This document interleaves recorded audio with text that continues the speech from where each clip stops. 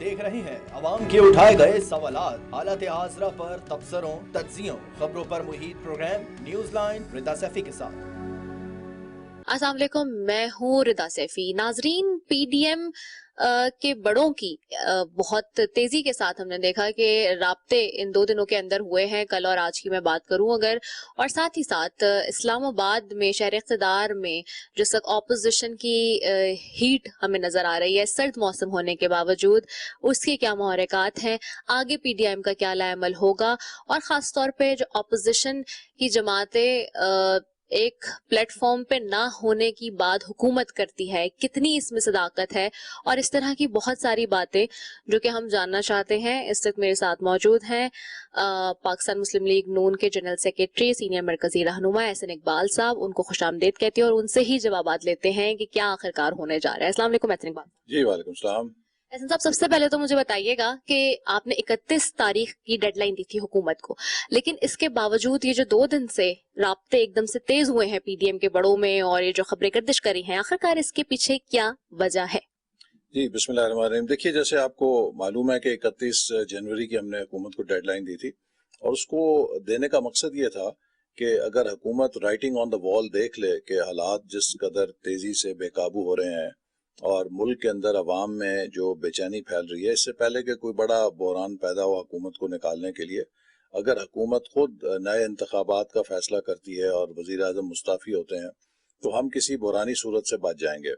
लेकिन अगर हुकूमत ने ऐसा नहीं किया तो फिर 4 फरवरी को पीडीएम का सरबराही इजलास बुलाया गया और उसी इजलास के हवाले से जो सीनियर लीडरशिप है वो आपस में उनके राब्ते हुए हैं, मुशावरत हुई है। चूँकि फिर 4 फरवरी को लीडरशिप को कोई फैसला कुन लाएअमल देना पड़ेगा और वो क्या फैसला कुन लाएअमल होगा, इसी हवाले से ये मुशावरत हो रही है। अच्छा, ये बताइए कि हम ये देखते हैं कि पीडीएम इसलिए बनी थी कि हुकूमत को टफ टाइम दिया जाए और ऑपोजिशन यक जबान हो के बात करे, एक प्लेटफॉर्म पे हो, इत्तेहाद नजर आए।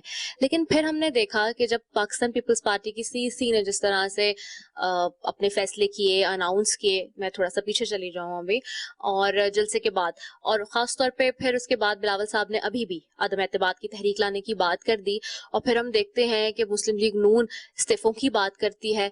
तो अगर एक प्लेटफॉर्म से ही जवाबात देने थे और इत्तेहाद बनाना था, तो फिर अलग अलग नैरेटिव क्यों आ रहा है? दो कि इट्स राइट कि भी जमात अलग अलग है, अलग अलग नैरेटिव है, लेकिन पीडीएम बनाने का फिर क्या फायदा हुआ अगर ऐसे ही अनाउंस होना था सबकी तरफ से? जी देखिए, अभी तक अगर आप देखिए 20 सितंबर 2020 को पीडीएम का क़याम अमल में आया था, उस वक्त से लेकर जितने भी इजलास हुए हैं सब फैसले इत्तफाक राय से किए गए हैं। अब बिलाशुबा हमारे अंदर तकरीबन 10 जमातें हैं और हम कोई इंतखाबी इत्तेहाद नहीं है कि एक पार्टी है या एक इंतखाबी प्लेटफॉर्म पे यक जाएं। हम एक बड़े मकसद के लिए इकट्ठे हैं कि पाकिस्तान में ये जो खेल चल रहा है कि जिससे हर 10 साल के बाद जमहूरी निज़ाम को डिरेल कर दिया जाता है, पाकिस्तान में बेयकीनी पैदा कर दी जाती है, हमारे मुल्क का निज़ाम जो है वो मुस्तकिल बुनियादों पर इस्तवार नहीं हो पा रहा। हम इस बहरानी सूरत हाल से निकलें और मुल्क को खालिसतन आइन की बुनियाद के ऊपर चलाएं, मुल्क के अंदर इदारे मजबूत हों, हर इदारा अपना अपना काम करे। इस मंशूर के ऊपर मुख्तलिफ सियासी जमातें जिनके अलहदा मंशूर हैं, जिनकी अलहदा सियासत है, वो इकट्ठे हुई हैं। तो अगर इसमें कोई इख्तलाफ राय नज़र आता है, या मैं समझता हूँ कि इख्तलाफ राय भी मैं नहीं कहूँगा कि मुख्तलिफ जमातों की मुख्तलिफ तजावीज़ अगर सामने आती हैं तो उसमें कोई ऐसी बुराई की बात नहीं है। लेकिन जब सरबराही इजलास होता है तो उसमें सब मिलकर अपनी तजावीज़ देते हैं, उन पर बातचीत होती है और जो तजवीज़ सबसे ज़्यादा काबिल अमल लगे उसके ऊपर फिर इत्तफाक राय से फैसला होता है। तो यकीनन अगर आपको कोई तहरीक अदम एतमाद की बात कर रहा है, कोई लॉन्ग मार्च की बात कर रहा है, कोई इस्तीफों की बात कर रहा है, जब पीडीएम की लीडरशिप कोई भी फैसला करेगी वो इत्तफाक राय से करेगी और सब उसकी फिर पासदारी करेंगे। मेरा एक्चुअली सवाल यही है कि आपने कहा कि अगर आपको नजर आ रहा है डिफरेंस ऑफ ओपिनियन, लेकिन डिफरेंस ऑफ ओपिनियन आप फिर मीडिया पे क्यों लाते हैं? अगर पीडीएम के जो आपकी मीटिंग्स होती हैं या जो इजलास होते हैं, वहां पे क्या ये चीज डिसाइड नहीं होती है, पहले से डिस्कस नहीं किया जाता है या वहां पेश नहीं किया जाता है? क्योंकि मरियम नवाज साहिबा ने भी कल जैसे कि कहा, जब तहरीक अदम एतमाद की बात की बिलावल साहब ने मीडिया पे, तो उन्होंने कहा कि वो बात रखेंगे पीडीएम में, फिर हम देखेंगे, फिर हम सोचेंगे। तो क्या पहले से कोई कोऑर्डिनेशन नहीं है या लैक ऑफ कोऑर्डिनेशन पे जा रहा है? क्योंकि क्योंकि जो हुकूमत ये कहती है कि भाई अगर आप लोग एक ही प्लेटफॉर्म है पीडीएम, तो क्यों आप लोग अलग अलग फिर बयान देते हैं और फिर वो कॉन्फ्लिक्ट का शिकार होते हैं, फिर उससे जो है एक नया पिंडोरा बॉक्स खुलता है, ऐसा क्यों है? नहीं, ऐसी बात नहीं है। देखिए, जैसे मैंने आपसे कहा कि मुख्तलिफ सियासी जमातें हैं, उनके अपने फोरम्स हैं और हर सियासी जमात इंटाइटल है कि वो अपनी राय रख सकती है, लेकिन जब पीडीएम के सरबराही इजलास में वो बैठते हैं तो फिर जो भी फैसला होता है वो इत्तफाक राय से होता है। इसी तरह आप देखेंगे 4 जनवरी को भी जब इजलास होगा, उसके जो भी फैसले होंगे वो इत्तफाक राय से होंगे। तो इसलिए मुख्तलिफ जमातों की तजावीज़ मुख्तलिफ हो सकती हैं, लेकिन जब पीडीएम फैसला करती है तो वो सब के इत्तफाक राय से करती है और सब उस फैसले को फिर कबूल करते हैं। अच्छा, 4 फरवरी को अब जो इजलास होने वाला है उसमें क्या लाएमल डिस्कस होगा? क्योंकि सवाल ये भी है कि जब मुझे याद है कि अभी जब हम लाड़काना में आप जिस जलसे में आप लोग गए थे और होस्ट किया था उसको पाकिस्तान पीपल्स पार्टी में, मेरी वहां खुद भी एक पीडीएम के अहम रुकन से बात हुई थी और जहां इस्तीफों के मामले पे बात थी तो उन्होंने कैटेगोरिकली ये बात कही थी कि इस्तीफों का मामला तो हमने डिस्कस ही नहीं किया था पीडीएम के प्लेटफॉर्म पे, वो तो मरियम नवाज साहिबा के मुंह से निकल गया इस्तीफों का मामला, तो उसको हम बैलेंस कर रहे थे एक तरीके से, अदरवाइज इस्तीफे देने की तो कोई बात ही नहीं हुई थी। देखिए, मैं समझता हूँ कि इसमें तमाम पीडीएम जमातों के सरबराहान मुख्तलिफ मुकामात पर ये खुद कह चुके हैं कि जब भी पीडीएम फैसला करेगी इस्तीफों का तो तमाम जमातें उसकी पासदारी करेंगी। तो लिहाजा चाहे वो लॉन्ग मार्च है, चाहे वो इस्तीफों का मामला है, ये जब भी पीडीएम लीडरशिप इसका फैसला करेगी तो तमाम जमातें फिर उसको कबूल भी करेंगी और उस पर अमल भी करेंगी। लेकिन अभी जो हमारा फौरी इजलास है उसमें जैसे मैंने आपसे कहा कि हमने इन्हें एक अल्टीमेटम दिया था 31 जनवरी तक, वो पूरा हो जाएगा और अगर ये उस पर इस्तीफा नहीं देते तो फिर हमारे सामने अगला लाएमल ये है कि हम लॉन्ग मार्च की तारीख का ऐलान करें। तो अगले जो सरबराही इजलास है उसमें लॉन्ग मार्च के हवाले से उसकी मुमकिना क्या तारीखें हो सकती हैं, चूंकि सेनेट का इंतखाब भी बीच में आना है और मुझे लगता है मोस्ट लाइकली कि मार्च के महीने में कोई तारीख हो सकती है जिस पर इत्तफाक राय हो। तो ये इजलास का जो ज्यादा बड़ा अहम फैसला होगा वो लॉन्ग मार्च के हवाले से ही होगा। क्या आपको लगता है लॉन्ग मार्च में लोग निकलेंगे? क्योंकि हुकूमत अब तक ये कह रही है, और खासतौर पर लाहौर वाले जलसे पे जिस तरीके की तनकीद की गई हुकूमत की तरफ से, और फिर वो कुछ इंटरनल आपकी मीटिंग्स की भी कहानियां अब सामने आती रही, आपका अपना जो लोकल मीडिया था वहाँ लाहौर का वो आपके अगेंस्ट में बात करता रहा, आई डोंट नो कि क्या उसके पीछे मुहर्रिकात थे, लेकिन क्या आपको लगता है कि हुकूमत जो ये बात कह रही है कि आप लॉन्ग मार्च करें, बेशक करें, लेकिन हमें कोई प्रॉब्लम नहीं है, और वजीर आजम इमरान खान साहब तो उस दिन भी अपने घर में खेलते हुए अपने पेट्स के साथ नजर आ रहे थे कि मैं तो बहुत ही काम डाउन हूँ और हुकूमत ये कह रही है कि हमें तो कोई प्रॉब्लम नहीं है, जहां आप एक कहते हैं कि हुकूमत को टफ टाइम मिल रहा है, क्या आपको लग रहा है कि अब तक पीडीएम की इस तहरीक से टिल द डेट कोई फर्क पड़ा है? देखिए, हमारी जो पहली तहरीक का मरहला था उसका मकसद ये था कि राय अम्मा को हमवार करें और पब्लिक ओपिनियन को मोबिलाइज करें, और मैं समझता हूँ कि वो बहुत कामयाब हुआ। उसके नतीजा ये है कि आपने वजीर आजम के भी बहकी बहकी बयानात सुने हैं, हुकूमत के वज़रा भी बहकी बहकी बातें कर रहे हैं, और सबसे बढ़कर ये कि जो खुद पीटीआई के अरकान असेंबली हैं वो अब उस अवामी दबाव का निशाना बन रहे हैं। जहां वो जाते हैं लोग उनसे महंगाई पर बात करते हैं, बेरोजगारी पे बात करते हैं, लोग उनके सामने बिजली के बिल, गैस के बिल पेश करते हैं, लोग उनसे गैस की कामयाबी की बात करते हैं। तो लिहाजा अब खुद पीटीआई के नुमाइंदे ये कहने पे मजबूर हैं कि हम अब घरों से बाहर नहीं निकल सकते, बाहर जाएं या माफिया मांगनी पड़ती हैं या हमें वहां से भागना पड़ता है, लोग हमारी बेइज्जती करते हैं। तो ये जो राय आमा है ये पॉलिटिक्स की एक बुनियाद है, और मैं समझता हूँ कि हमने बहुत अच्छी तरह कामयाबी से अपना पैगाम लोगों तक पहुंचाया है। और अब तो मैं अभी एक जनाजे से आ रहा हूँ, वहां पर भी लोग मुझसे यही सवाल कर रहे थे, जी इन्हें कब घर भेज रहे हैं, हमारा चूल्हा बंद हो गया है, हम बच्चों की फीसें नहीं दे सकते, हम 2 वक्त की रोटी खाना मुश्किल हो गया है, जल्दी से खुदा के लिए इन्हें जल्दी से घर भेजें। तो अब तो ये हर शख्स की जबान पर है कि ये हुकूमत कब जाएगी। लिहाजा जब भी लॉन्ग मार्च का ऐलान होगा आप देखिएगा कि लोग उसमें कितनी बड़ी तादाद में हर शख्स, किसान शामिल होंगे, मजदूर शरीक होंगे, नौजवान शरीक होंगे, उस्ताद शरीक होंगे, सरकारी मुलाजिम शरीक होंगे, हर कोई जो इस हुकूमत की मुआशी पॉलिसियों से डसा हुआ है, हर शख्स इस लॉन्ग मार्च के अंदर अपना हिस्सा डालेगा और शरीक होगा ताकि हम मुल्क को इस अजाब से निकालें जिसका नाम इमरान अहमद न्याजी की ना तजुर्बेकारी और नाअहली है। अच्छा, मुझे ये भी बताएं हसन इकबाल साहब, आप ये कह रहे हैं कि हम राय अम्मा को जाहिर सी बात है एक तकवीत हमने पहुंचाई है और वहां तक पहुंचा है पैगाम। आप ये बताएं, अगर इस तरह से मामलात हैं वाकई हकीकी तौर पे, तो हुकूमत को तो नहीं नजर आता कि उनको कोई टफ टाइम हो। और दूसरी चीज बहुत इंपॉर्टेंट, जो वजीर आजम इमरान खान साहब बार बार कह रहे हैं कि मैं इन चोरों लुटेरों को एनआरओ नहीं दूंगा, ये मुझसे एनआरओ मांग रहे हैं। आप लोग कह रहे हैं कि जी, चूंकि मरीम नवाज साहिबा ने परसों स्टेटमेंट जिस तरह से दिया उन्होंने कि ये हमसे एनआरओ मांग रहे हैं, हम बैठने के लिए बात करने के लिए राजी नहीं है। अब दोनों तरफ से एक ही बात है, लेकिन इसके सबूत क्या है, इसके गवाह कौन होंगे कि अगर वाकई कोई एनआरओ मांगने और देने की बात हो रही है तो ये ऑन रिकॉर्ड क्यों नहीं चीजें आ रही सामने? देखिए, जो एनआरओ तो पाकिस्तान के अंदर सबसे बड़ा एनआरओ इस वक्त इमरान साहब के पास है, क्योंकि वो 6 साल से फॉरेन फंडिंग केस में एनआरओ के ऊपर चल रहे हैं। अगर फॉरेन फंडिंग का केस जो कि ओपन एंड शट केस है, उसका मेरिट पे फैसला हो तो इमरान खान साहब नाअहल हो जाते हैं, बल्कि उनकी पार्टी भी नाअहल हो सकती है। तो इसलिए वो किसी को ये कहने की पोजीशन में नहीं कि मैं एनआरओ नहीं दूंगा। वो एनआरओ इसलिए करते हैं कि वो लोगों की तवज्जो अपनी कारकर्दगी से हटाना चाहते हैं।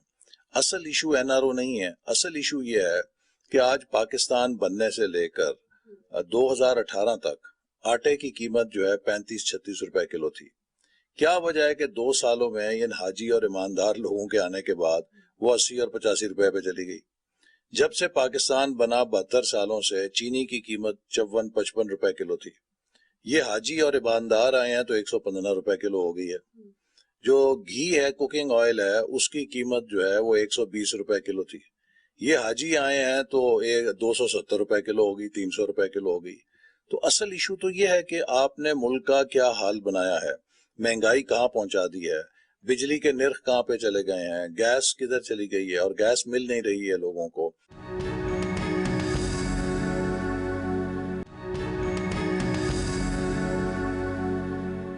वेलकम बैक नाजरीन। जहां कराची का जिक्र किया खुद एहसन इकबाल साहब ने, वहीं मैं जरा कराची के ऊपर भी बात करूं। कराची ट्रांसफॉर्मेशन कमेटी एक बनाई गई है जिसके ऊपर सारे स्टेक होल्डर्स उसके अंदर मौजूद हैं। क्या आप चूंकि कराची की बात कर रहे हैं, माजी में आप भी वफाकी हुकूमत में रहे हैं, तो लोग सवाल ये करते हैं कि कराची के हवाले से तो किसी को भी कोई ख्याल नहीं है, और खासतौर पे अब जो ये कमेटी बनी है, क्या आपको नहीं लगता ये मुतमईन करदा बात नहीं लगती आपको हुकूमत की तरफ से? जी, बहुत अच्छा आपने सवाल किया। देखिए, पहले तो मैं ये कहूँ कि कराची से मेरा जाती ताल्लुक है, मेरा सारा बचपन कराची गुजरा है। मैं वहाँ पे आयशा भवानी स्कूल में पढ़ा हूँ, कैंट पब्लिक स्कूल में पढ़ा हूँ, और इसलिए कराची को ये 60s की बात है, अर्ली 70s की, जब कराची वाकई सिटी ऑफ लाइट्स होता था। लेकिन अब जो सूरत हाल है कराची की, उस पर बहुत हमें दुख होता है। आपने ये पूछा कि जी आप भी हुकूमत में रहे, आपने क्या किया। अगरचे कराची से हमें, जब हम हुकूमत में थे, कोई सीट नहीं मिली थी, कराची ने हमें वोट नहीं दिए, इसके बावजूद हम कराची को पाकिस्तान का फाइनेंशियल कैपिटल समझते हैं, और सबसे बड़ा हमारा तोहफा कराची के लिए कराची का अमन था। 2013 में मुझे याद है कि सूरत हाल ये थी कि हर शख्स जिसके पास 4 पैसे थे वो कराची से नकल मकानी कर रहा था, या बैरून मुल्क या कराची छोड़ के लाहौर की तरफ मुंतकिल हो रहे थे, इतने गैर महफूज थे लोग। तो हमने एक कराची में सिक्योरिटी ऑपरेशन शुरू किया, और उसमें कहा कि बिला तखसीस जो भी बदअमनी करेगा या किसी दहशतगर्दी में मुलव्वस होगा उसके खिलाफ कार्रवाई होगी। नतीजा उसका आपने देखा कि ये कौमी इदारे पहले भी थे, यही रेंजर्स पहले भी थी, यही पुलिस और सारे इदारे पहले भी थे, लेकिन जब वफाकी हुकूमत ने और प्राइम मिनिस्टर नवाज शरीफ ने एक पॉलिटिकल विल के साथ इस चैलेंज को इन इदारों को दिया और इन्हें वसाइल भी दिए, तो कराची के अंदर अमन बहाल हुआ। कराची जिसमें के भत्ताखोरी होती थी, कराची जिसमें टारगेट किलिंग होती थी, कराची जिसमें बोरी बंद लाशें मिला करती थी। और मुझे ये भी याद है कि जिस रोज आता था कि आज कराची में सिंगल डिजिट हलाकतें हुई हैं, लोग कहते थे जी आज जरा अमन बेहतर रहा। अनफॉर्चुनेटली, ठीक है। तो हर माँ जो है, बेटी बीवी, जब उसका बेटा शौहर या भाई घर से बाहर जाता था, मुसल्ले पे बैठ जाती थी कि अल्लाह करे शाम को खैरियत से घर आ जाए। लेकिन अल्हम्दुलिल्लाह कराची हमारे 2018 में हुकूमत खत्म होने तक बहुत पुरअमन हो गया, उसका अमन बहाल हुआ। ये हमारा सबसे बड़ा तोहफा था। दूसरी बात, कराची में हमने जो मैस ट्रांजिट प्रोजेक्ट के लिए ग्रीन लाइन का प्रोजेक्ट दिया, जो 25 अरब रुपए का था, और वफाकी हुकूमत ने मुल्क के किसी हिस्से में वफाकी बजट से मेट्रो बस का मंसूबा नहीं बनाया। पंजाब में जितने मंसूबे बने हैं, मुल्तान में, लाहौर में, पिंडी में, इन्हें पंजाब की हुकूमत ने अपने बजट से बनाया है। वफाकी हुकूमत ने पूरे पाकिस्तान में एक ही मेट्रो बस का मंसूबा बनाया, वो कराची की ग्रीन लाइन थी। बदकिस्मती से जब हमारी हुकूमत खत्म हुई, उसमें बमुश्किल 10% काम रहता था। लेकिन आप देखिए 2.5 साल हो गए हैं, ये ऐसे नालायक हैं कि ये उस मंसूबे को चला नहीं सके और उसी तरह वो मंसूबा खंडर बन रहा है। इसी तरह जो कराची के पानी का मंसूबा था K4, उसके अंदर हमने सूबे सिंध के साथ मिलकर वफाकी हुकूमत ने अपने हिस्से के 12.5 अरब रुपए उसमें अदा किए ताकि कराची के अंदर लोगों को पानी फराहम हो सके। फिर कराची को अप कंट्री से जोड़ने के लिए हमारा जो एक बहुत अहम मंसूबा कराची पिशावर मोटरवे का था, उसकी हमने तकमील की। कराची से हैदराबाद मोटरवे बनी, फिर हैदराबाद सक्खर हम बना रहे थे कि हुकूमत चलेगी, लेकिन सक्खर से मुल्तान और अप कंट्री बन गई। अब आप देखते हैं कि कराची से अहले कराची अगर लाहौर इस्लामाबाद जाना हो तो वो जहाज से जाने की बजाय बाय रोड ट्रेवल करना प्रेफर करते हैं, क्योंकि आप 11 घंटे में लाहौर पहुंच जाते हैं, इसी तरह 14-15 घंटे में आप इस्लामाबाद पहुंच जाते हैं। और वो फैमिलीज के जो 1-1, 1.5 लाख हवाई जहाज का टिकट खरीद के आया करती थी इस्लामाबाद, अब वो 15-20 हजार में पेट्रोल डाल के आराम से मोटरवे के जरिए इधर आ जाते हैं। मौसम गर्मा में अगर आप नॉर्दर्न एरियाज में जाएं तो आपको कराची वालों की बड़ी अक्सरियत नजर आती है जो इन्हीं मोटरवेज के जरिए अब फ्रीली सैरो सियाहत करती है, मुल्क में आती है जाती है। तो ये कहना कि हमने कराची के लिए क्या किया, मैं समझता हूँ कि थोड़ी कसर नफसी है इसमें, कि कुछ नहीं किया। हमने अल्हम्दुलिल्लाह एक बुनियाद रखी थी, और मैं फिर ये कहूंगा कि कराची तभी तरक्की करेगा जब मुस्लिम लीग नून को वोट देगा, क्योंकि ये बात हम साबित कर चुके हैं कि अगर पार्टी कोई इस मुल्क के अंदर तामीर और तरक्की करने की सलाहियत रखती है तो वो PMLN है। देखिए लाहौर हमने बनाया है, आज लाहौर सबके सामने है। अगरचे इस हुकूमत के हाथों लाहौर भी गंदगी का ढेर बन रहा है, लेकिन शहबाज शरीफ साहब ने और PMLN ने लाहौर को जैसे तरक्की दी, उसी तरह हम चाहते हैं कराची लाहौर से भी आगे तरक्की करके जाए। अच्छा, मुझे ये भी बताएं हसन इकबाल साहब, क्या आपने कराची की बात की है कि कराची में हमने ये सारी चीजें की हैं, दूसरी तरफ इस वक्त की जो मौजूदा हुकूमत है जो ये भी अब क्लेम करिए कि जो ट्रांसफॉर्मेशन कमेटी का भी मैंने आपसे सवाल किया था उसी को कंप्लीट करूं, उसमें सारे स्टेक होल्डर्स बैठे, और जो सिचुएशन कराची की आप देखते हैं इस वक्त बेहंगम तामीरात के ऊपर जो सारी बातें हो रही हैं, खासतौर पे आपको लगता है इस वक्त ये सारे स्टेक होल्डर्स बैठेंगे तो चीजें कुछ बेहतर हो सकेंगी? क्योंकि 2 दिन से एक मामला आप खुद भी देख रहे होंगे कि कैसे फ्लेयर अप हुआ है, और इस वक्त भी जो हमारे जराए बता रहे हैं और इत्तलात के मुताबिक हमारी के CM साहब यहाँ आए हुए हैं कल हंगामी तौर पे, मुराद अली शाह साहब यहाँ पहुंचे भी हैं इस्लामाबाद। तो ये जो इश्यूज आपको नजर आ रहे हैं इसके अंदर भी, कि काम होने के बजाय बहुत ज्यादा पॉलिटिक्स नजर आती है, इस पे क्या कमेंट करेंगे? ये देखिए ना, जब भी हुक्मरानी करनी हो तो हुक्मरानी होती है कोलैबोरेशन के जरिए, हुक्मरानी होती है इंक्लूसिव अप्रोच के जरिए। हम जब हुकूमत में थे तो सिंध में हमारे खिलाफ हुकूमत थी ऑपोजिशन की, KP में हमारे खिलाफ हुकूमत थी, लेकिन हमने इन हुकूमतों को साथ लेकर मुल्क की तामीर और तरक्की के मंसूबे आगे बढ़ाए। मिसाल के तौर पे खैबर पख्तूनख्वा को हमने साथ लिया, CPEC में उनका ताउन लिया, सिंध को साथ लिया। अभी आपको मैं ताउन की एक मिसाल थर कोल की देना चाहता हूँ। सिंध के अंदर थर के मैदान में या रेगिस्तान में इतना कोयला दफन है कि जो सऊदी अरब और ईरान के तेल के बराबर उसकी एनर्जी वैल्यू है, लेकिन 72 साल से वो निकल नहीं सका। हत्ता ये कि पीपल्स पार्टी की भी हुकूमत रही 5 साल, तब भी वो इसको प्रोडक्टिव नहीं बना सके क्योंकि फाइनेंसिंग नहीं थी, उसके लिए पैसा ही नहीं था। हमने जब CPEC शुरू किया तो इस मंसूबे को हमने सिंध की हुकूमत के साथ मिलकर चीनी अपने पार्टनर्स को कहा कि इसकी फाइनेंसिंग करें। CPEC में उसके लिए फाइनेंसिंग अप्रूव कराई, और नतीजा ये कि आज वो सिंध का जो थर का कोयला है वो एक बहुत बड़ा एसेट बन गया है। वहाँ कान बन गई है, वहाँ पावर प्लांट्स लग रहे हैं, उसकी ट्रांसफॉर्मेशन हो रही है। ये एक मिसाल है कि वफाकी हुकूमत और एक सूबाई हुकूमत जो मुखालिफ थी, उन्होंने मिल के मुल्क के लिए काम किया और प्रोडक्टिव काम किया। तो आपने जब हुकूमत करनी होती है तो इस चीज से थोड़ा अपने आप को उठाना पड़ता है कि कौन मुखालिफ है, कौन क्या है, अवाम के मैंडेट का एहतराम करें। अब अगर आप वफाकी हुकूमत सिंध के वजीर आला के साथ गाली गलोच करेगी और बदतमीजी करेगी और लड़ाई झगड़ा करेगी, چاہے وہ کورونا کا معاملہ ہو چاہے کوئی اور ہو، انہوں نے ثابت کیا ہے کہ یہ کولیبریٹو گورننس کرنے کے اہل نہیں ہیں۔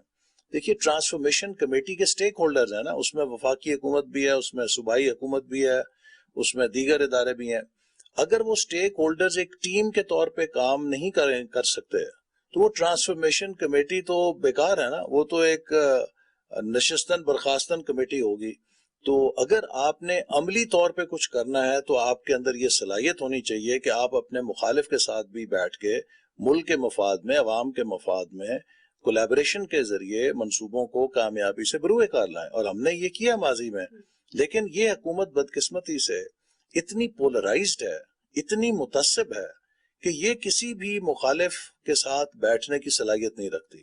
یہ اپنے سیاسی حریفوں کو اپنا دشمن سمجھتی ہے۔ سیاست میں آپ حریف ہو سکتے ہیں، لیکن حریف ہونا یہ مطلب نہیں ہے کہ وہ ایک دشمنی بن جائے کہ آپ مل کر کام بھی نہ کر سکیں۔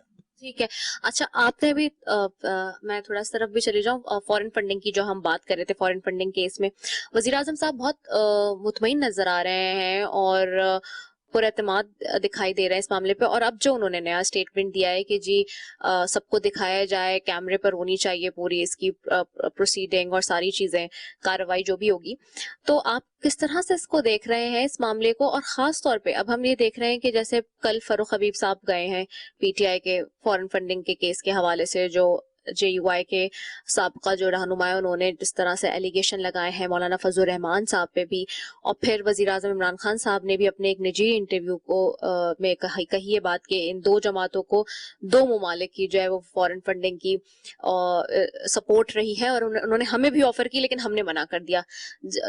جب ان سے سوال کیا کہ نام بتائیں تو اس میں انہوں نے کہا کہ وہ ہمارے دوست ممالک ہیں اس لیے ہم نام نہیں لے سکتے۔ کتنی صداقت ہے اس سارے معاملے میں، اور آپ کو نہیں لگتا اگر فورن فنڈنگ کا کٹا کھلتا ہے تو اپوزیشن بھی اس گڑھے میں جا کے گر سکتی ہے؟ دیکھیے پہلی بات تو یہ ہے کہ عمران نیازی صاحب نے ایک اور یو ٹرن لیا۔ کل تک تو یہ عدالتوں میں جا کے یہ درخواستیں دے رہے تھے کہ فورن فنڈنگ کیس کی کارروائی کو خفیہ رکھا جائے، فورن فنڈنگ کیس کی جو کارروائی ہے اسے منظر عام پہ نہیں آنا چاہیے۔ یہ درخواستیں دے رہے تھے کہ فورن فنڈنگ جو ہے وہ الیکشن کمیشن کا دائرہ اختیار نہیں ہے، یہ اس سے فرار حاصل کر رہے تھے۔ اب یہ کہتے ہیں جی کہ اس کو ٹی وی پہ لائے جائے، ہم تو پہلے دن سے کہہ رہے ہیں لائیں، ٹی وی پر لائیں تاکہ لوگوں کو پتہ چلے، لیکن یہ نہیں لائیں گے، یہ صرف شعبدہ بازی کر رہے ہیں۔ اصل بات یہ ہے کہ فورن فنڈنگ کیس میں ان کے خلاف 6 سال سے ثبوت آئے ہوئے ہیں کہ، اور یہ بات خود مان چکے ہیں۔ اب انہوں نے یہ بات اپنے ایجنٹس پہ ڈالنے کی کوشش کی ہے کہ امریکہ میں ہماری 2 کمپنیاں تھیں اور وہ کچھ غیر قانونی کرتے رہے تو ہمیں اس کا نہیں پتا۔ یہ ہو نہیں سکتا کیونکہ وہ جو کمپنیاں تھیں وہ خود عمران خان صاحب نے بنائی تھیں، ان کے عہدیداروں کے ذریعے چلتی تھیں، ہدایات یہ ان کو دیتے تھے۔ اور پاکستان کا جو کانٹریکٹ لا ہے وہ یہ کہتا ہے کہ جو پرنسپل ہے اور جو ایجنٹ ہے وہ ایک ہی چیز ہے۔ آپ اپنی ذمہ داری ایجنٹ پہ ڈال کے کسی غلط کام سے بری ذمہ نہیں ہو سکتے۔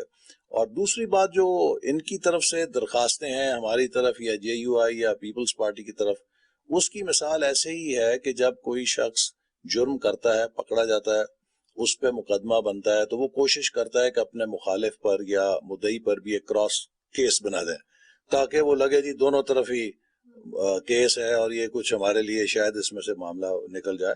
تو یہ سوائے اس کے کہ یہ کراس کیس بنانے کی کوشش کر رہے ہیں، اس سے اس کے کوئی حیثیت نہیں ہے۔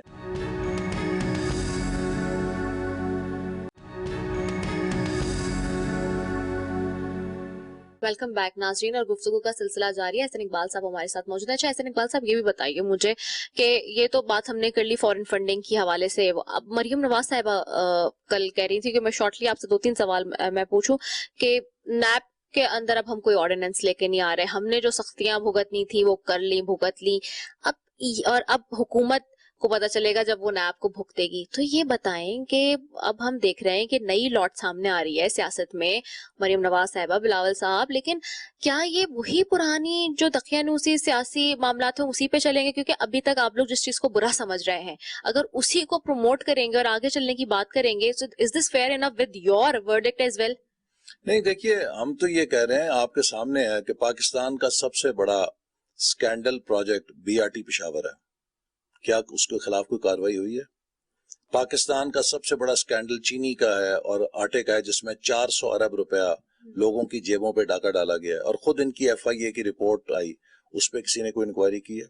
پاکستان میں دوائیاں مہنگا کرنے کا سکینڈل ہے، جس کے اوپر جو وزیر تھا اس کو تو تبدیل کر کے پارٹی کا سیکرٹری جنرل بنا دیا، لیکن کوئی کسی نے کارروائی کی ہے؟ اسی طرح جو اس کی ایک ڈیل ویسے سندھ میں ہوئی تھی، سندھ گورنر ہاؤس میں بھی. تو لہٰذا یہ جو اتنے بڑے بڑے کرپشن کے سکینڈلز ہیں، یہ جب حکومت سے اتریں گے آپ دیکھیے گا کہ لوگ حیران رہ جائیں گے. اس وقت جو مارکیٹ کے اندر لوگ بتاتے ہیں کہ ان کے وزراء اوپر سے ہاتھ میں تسبیح پکڑی ہوئی ہے اور دونوں ہاتھوں سے لوٹ رہے ہیں. اس وقت خود پی ٹی آئی کے ایم این اے یہ کہہ رہے ہیں کہ پاکستان میں جتنا کرپشن کا بازار ہم نے گرم دیکھا ہے، کبھی زندگی میں اتنی کرپشن اور رشوت نہیں دیکھی ہے.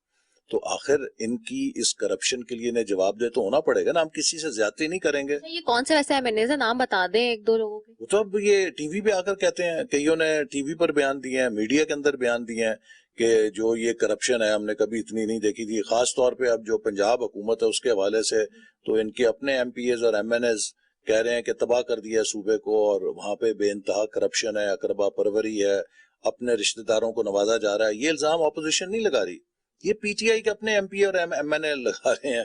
تو اگر یہ جو مس گورننس ہے اس کے لیے اگر ان کو کل جواب دہ ہونا پڑے گا تو وہ اس میں کوئی غلط بات تو نہیں ہے. لیکن ہم کسی پہ کوئی جھوٹا مقدمہ، انتقامی کارروائی نہیں کریں گے. جو میرٹ کے اوپر جہاں عوام کا پیسہ اجاڑا گیا ہے، اب دیکھیے ایل این جی ہے، 122 ارب روپے کا اس میں قوم کو نقصان ہوا ہے. کسی کی ذمہ داری تو بنتی ہے نا کہ کوئی اس کے لیے کل کو جواب دے. کون ذمہ دار تھا؟ اچھا مجھے یہ بھی بتائیں خاص طور پہ کہ ہم یہ دیکھ رہے ہیں کہ چلیں یہ تو سارے آپ نے گنوا دیے کیسز اور یہ چل بھی رہے ہیں، اس میں کوئی شک نہیں. دوسری طرف ہم یہ براڈ شیٹ کے معاملے پہ بھی اگر بات کر لیتے ہیں، سو براڈ شیٹ کا معاملہ ایسا معاملہ تھا کہ جس کا اس وقت کی موجودہ حکومت یا اپوزیشن سے کوئی تعلق نہیں ہے. یہ معاملہ ماضی کا معاملہ ہے، اور خاص طور پہ جس میں ہم نے دیکھا کہ جنرل امجد نے اس کا معاہدہ کیا اور سارے معاملات ہمارے سامنے ہیں. پھر اب جب جسٹس عصمت شیخ صاحب کو لگایا گیا ہے تو کیوں اپوزیشن اس کے اوپر کوشچن اگین ریز کر رہی ہے، اور خود کیوں اس کے اوپر اتنا زیادہ جو ہے وہ پریشرائز کر رہی ہے، اس معاملے کو پرووک کر رہی ہے؟ آپ کو نہیں لگتا اس سے بھی کچھ نقصان ہو سکتا ہے اپوزیشن کو بھی؟ کیونکہ یہ معاملہ آپ لوگوں کا تو اس وقت موجودہ اپوزیشن یا حکومت کا نہیں ہے. یہ دیکھیے، جیسے میں نے آپ کو کہا کہ اس ملک کے اندر بہتان بازی، کردار کشی یہ حکومت کا ایک پالیسی ہے. جو براڈ شیٹ ہے اگرچہ یہ جنرل مشرف کے دور میں شروع ہوئی، لیکن اس نے یہ بات ثابت کر دی کہ کتنے اربوں روپے لگائے گئے اس جھوٹے فریب کے پیچھے جو نواز شریف صاحب کے حوالے سے الزامات لگائے جاتے تھے انہیں سچا ثابت کرنے کے لیے.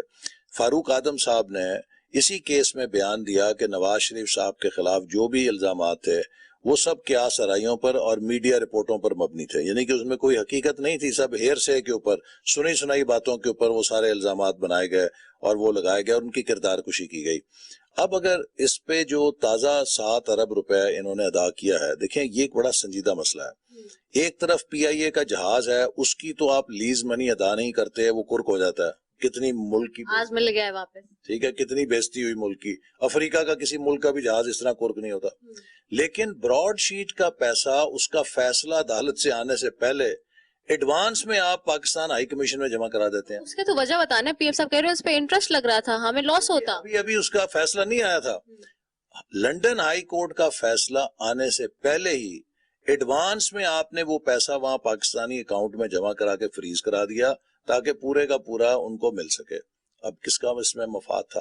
اور وہ پیسہ جو دیا گیا وہ کسی ریکوری کے اوپر نہیں دیا گیا کہ انہوں نے کوئی ریکوری کی ہے، وہ اس مفروضے کے اوپر دیا گیا ہے جو جسٹس عصمت سعید صاحب کی نگرانی میں جی آئی ٹی بنائی گئی تھی، اور اس نے ایک مفروضہ بنایا تھا. تو ایک ایزمپشن کے اوپر فگر لے کے کہ جی ان کی پراپرٹیز کی کیا ویلیو ہے، اس کا 20% لگا کے تو براڈ شیٹ کو پیمنٹ کر دی گئی ہے. اب جسٹس عصمت سعید صاحب نیب کی مینجمنٹ ٹیم کا اس وقت ممبر تھے جب براڈ شیٹ سے معاہدہ ہوا. عصمت سعید صاحب اس جی آئی ٹی کے نگران تھے، ان کے حکم سے وہ جی آئی ٹی بنی جس کی کاروائی کے اوپر وہ ایک مفروضے پہ مبنی مالیت کا تعین کیا گیا جس کی بنا پہ براڈ شیٹ کو معاوضہ دیا گیا. اب یہ ایک سٹیک ہولڈر ہیں، ان کا انٹرسٹ ہے کہ اس چیز کو سچا ثابت کریں. یہ تو کوئی ایک غیر جانبدار انسان ہے جو اس کی تحقیقات کر سکتا ہے. پھر آن ٹاپ جسٹس عصمت سعید عمران خان کے اتنے قریبی ہیں کہ جہاں انہوں نے اپنے رشتہ داروں کو شوکت خانم ہاسپٹل کے بورڈ آف گورنر میں رکھا ہوا ہے، ان کو بھی رکھا ہوا ہے، تو ان کا ان سے تعلق بھی ہے. تو ایک ایسا جانبدار انسان کیسے براڈ شیٹ کی تحقیقات کر سکتے ہیں؟ اور ان پر اصرار کرنا یہ ثابت کرتا ہے کہ عمران خان صاحب کور اپ کرنے کی کوشش کر رہے ہیں. آپ کو نہیں لگتا کہ یہ کتنی تکلیف دہ بات ہے کہ جو اس معاملے کی جب ہم نے پوری انویسٹیگیٹ کری اور جس طرح میڈیا پہ آپ دیکھ بھی رہے ہیں اس کو کہ اس میں تو سارے ہی انوالو نظر آتے ہیں کہ everybody wants his commission and share into it, چاہے وہ نیب, کیونکہ جب جس طرح سے جو براڈ شیٹ کے سربراہ نے جس طرح کا اسٹیٹمنٹ دیا کہ جی نیب والوں نے ان کو جو جن کو ڈھونڈنے کے لیے رکھا انہوں نے اپنا کمیشن مانگا, پھر جو بھی شخص آتا رہا وہ اپنا کمیشن مانگتا ہے, تو یہ آپ کو نہیں لگتا کہ یہ اوور آل ہمارے اسٹرکچر اور سسٹم اور نیب پہ کتنا بڑا سوال ہے کہ نیب کے چیئرمین وغیرہ بھی آپ لوگوں نے لگائے ہوئے ماضی میں؟ براڈ شیٹ نے تو نیب کی تمام جو اس کا اخلاقی جواز تھا وہ ختم کر دیا. نیب کے جو اصل کاروائیاں ہیں وہ سامنے آ گئی ہیں کہ کس طرح یہ کروڑوں اربوں روپے اجاڑتے ہیں نام نہاد کیسز کے پیچھا کرنے کے لیے اور اپنے لوگوں کو نوازنے کے لیے. اور پھر اسی کے ساتھ ساتھ جو یہ پورا معاملہ ہے اس میں اس حکومت نے کتنی جاگرسائی کی ہے کہ اس حکومت کے عہدیدار براڈ شیٹ کے مالک سے مل کر حصہ مانگتے رہے, کٹ اور کمیشن مانگتے رہے. پاکستان کی آج دنیا میں کیا عزت ہوگی کہ اس کے احتساب کے ادارے, اس کے حکومت کے جو نمائندے ہیں وہ بین الاقوامی طور پہ اپنے حصے مانگ رہے ہیں. اچھا, ان دس اسپین آف ٹائم, چونکہ آپ لوگ اس سے پہلے حکومت میں تھے, کیا آپ کو یا پیپلز پارٹی کو, آپ لوگوں کو کیا بھنک نہیں پڑی کہ یہ معاملہ اتنا سیویئر ہے اور یہ اس طرح سے ہو رہا ہے under the head of NAB جو کہ بیچ میں اس وقت آ رہا ہے, تو کیا آپ نے اپنے ٹائم پہ کوئی اس معاملے کو انویسٹیگیٹ نہیں کیا یا جاننے کی کوشش نہیں کی کہ بھئی یہ کیا ماجرا ہے معاملہ ہے؟ دیکھیے, ہم سے تو یہ معاملہ بہت پہلے تھا, یہ مشرف صاحب کے دور کا معاملہ ہے. 2000 میں شاید معاہدہ چل تو تب سے رہا ہے, 2003 سے, تو وہ اس کو جو نیب کے پلیٹ فارم سے یا نیب کے ادارے کے طور پہ وہ ڈیل کر رہے تھے. حکومت کا تو اس سے کوئی تعلق نہیں تھا. لیکن اب جب یہ حکومت آئی ہے اور اس نے نیب کو اپنی نگرانی میں لے لیا ہے تو یہ پھر نیب کے اس معاہدے کے اندر بھی پیمنٹ کے اندر اپنا ایک کمیشن تلاش کرتے رہے. تو اب آپ مجھے بتائیے نا کہ جب اس حکومت کے اوپر بات آ رہی ہے کہ یہ کمیشن اور کٹ مانگتے تھے, ان کی تحقیق چاہتے ہیں کہ ان کی پسند کا جج ہو جو ان کی پسند کی سفارشات دے اور ان کو کلین چٹ دے اور کسی نہ کسی محترم مخالفین کو پکڑ کے بیچ میں پھر فریم کر دے, تو اس طرح تو انصاف نہیں ہو سکتا. آخری سوال آپ سے کروں گی, مسلم لیگ نون کے کارکنان اور پورا ملک یہ کہتا ہے کہ جی, اور ایونچولی آپ کی پی ڈی ایم کی اپنی اتحادی جماعتیں اس بات پہ بہت زیادہ بضد ہیں, بلکہ بیچ میں تو وہ تھا کہ جی وہ انہوں نے اس چیز کو مشروط بھی کیا. نواز شریف صاحب کب واپس آ رہے ہیں باہر؟ سوال کر رہے ہیں سب اس وقت کہ کیا سینٹ کے الیکشن سے پہلے کوئی امید ہے یا اس کے بعد, یا پھر اس کے بعد بھی کوئی نظر نہیں آتی؟ دیکھیے, نواز شریف صاحب کو جو ملک سے باہر جانے کی اجازت ملی وہ مسلم لیگ نون نے نہیں دی, وہ اسی حکومت نے دی, اور علاج کے لیے دی اور عدالت نے دی, اور ان کی واپسی کے لیے شرط رکھی کہ جب ان کے معالجین یہ سرٹیفکیٹ دیں گے کہ وہ اب مکمل طور پہ صحت مند ہیں, ان کا علاج مکمل ہو گیا, تو وہ واپس آ جائیں گے. برطانیہ میں کووڈ کی وجہ سے جیسے ہمارے ملک میں ہاسپٹلز بند رہے اور جو علاج تھا وہ متاثر ہوا, تو وہاں پہ بھی اسی طرح متاثر ہوا, اور جو پروسیجرز تھے ہاسپٹلز میں ان کی ٹائمز جو ہیں وہ ڈیلے ہوئے ہیں. تو ان کے کچھ اہم پروسیجرز ہیں جو ہونے ہیں, اور جو ہی وہاں ان کے معالجین ان کے وہ پروسیجرز کریں گے اور ان کو سرٹیفکیٹ آف فٹنس دیں گے کہ اب آپ صحت مند ہیں مکمل طور پہ, تو وہ ایک لمحہ ضائع کیے بغیر واپس آ جائیں گے. دیکھیے, ہم یہ اس شخص کے بارے میں باتیں کر رہے ہیں کہ جس نے اپنی کینسر بیڈ کے اوپر بستر مرگ پہ اہلیہ کو چھوڑ کے اپنی بیٹی کے ساتھ پاکستان آ کے جیل جانا قبول کیا, تو وہ کیوں پاکستان کے قانون سے بھاگے گا؟ اسی پہ میں ایک چیز آپ سے پوچھ رہی ہوں, آپ کہہ رہے ہیں کہ حکومت نے جانے دیا, حکومت کہہ رہی تھی کورٹس نے جانے دیا, پھر مجھے یاد ہے لاسٹ چیف جسٹس صاحب نے پھر پرائم منسٹر پہ کہہ دیا, تو آخر کار کون سی قوت تھی جنہوں نے نواز شریف صاحب کو باہر بھیجا؟ لوگ سوال کریں, دس از ویری اسٹل بلر, اور ابھی بھی کمپلیکیٹڈ ہے یہ معاملہ کہ کس نے جانے دیا, کیونکہ مریم نواز صاحبہ تو کہتی ہیں کہ جی ہم پہلے, چونکہ جس طرح سے وہ خود بھی کہتی ہیں کہ پہلے پرائم منسٹر سے ہم بات نہیں کریں گے, پھر وہ کہتی تھی کہ قوتوں سے کوئی بات نہیں کرے گا, کوئی ملے گا نہیں, تو آخر کار ایسی کون سی قوتیں, عوام بھی پوچھنا چاہتے ہیں, جاننا چاہتے ہیں لوگ, کس نے بھیجا انہیں پھر باہر؟ دیکھیے نا, اس کا جواب تو آپ حکومت سے پوچھیے, کیونکہ ایک قیدی جو ہے وہ حکومت کے کنٹرول میں ہوتا ہے نا. جیل سے کوئی شخص حکومت کی اجازت کے بغیر نکل کے تو بیرون ملک نہیں جا سکتا. جو امیگریشن کا ڈپارٹمنٹ ہے وہ بھی وفاقی حکومت کا ہے. تو ایک شخص جس کو قید سے نکالا گیا اس کو انٹرنیشنل فلائٹ پہ بورڈ ہونے کی اجازت دی گئی, تو یہ ساری چیزیں تو وفاقی حکومت کے دائرہ اختیار میں ہے نا. میں ایک آزاد منصفانہ الیکشن کرنے کے لیے جو متعلقہ سٹیک ہولڈرز ہیں ان کے درمیان بات چیت ہونی چاہیے، چونکہ جو نیا الیکشن ہے وہ شفاف ہونا چاہیے تاکہ اس کے نتیجے میں ہم اس پولیٹیکل کرائسس سے نکلیں، ایک مستحکم حکومت آئے، وہ پاکستان کی معیشت کو دوبارہ ترقی کی طرف ڈالے۔ ٹھیک ہے، بہت شکریہ۔ احسن اقبال صاحب ہمارے ساتھ موجود تھے، جنرل سیکریٹری مرکزی سینئر رہنما جی مسلم لیگ نون کے، اور یہ ساری چیزیں جس طرح سے انہوں نے کہیں کہ 4 فروری کو چونکہ پی ڈی ایم کا اجلاس ہونے والا ہے نیا، اور اس میں طے ہوگا کہ آگے کا کیا لائے عمل فائنلائز کرنا ہے۔ اسی کے ساتھ اپنی میزبان رضا سیفی کو دیجیے اجازت۔ پاکستان زندہ باد۔